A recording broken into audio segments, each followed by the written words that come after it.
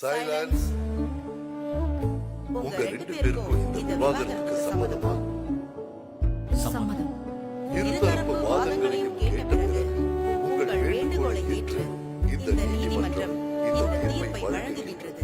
This marriage is annul. Good bye.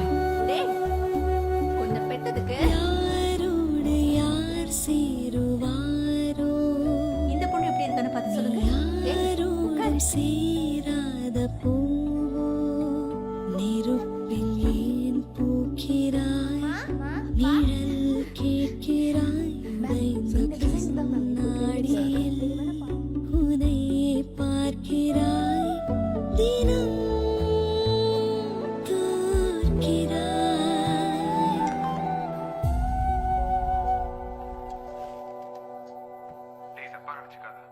உனக்கு ஒரு வாழ்க்கை இருக்கு, கொஞ்சம் யோசி.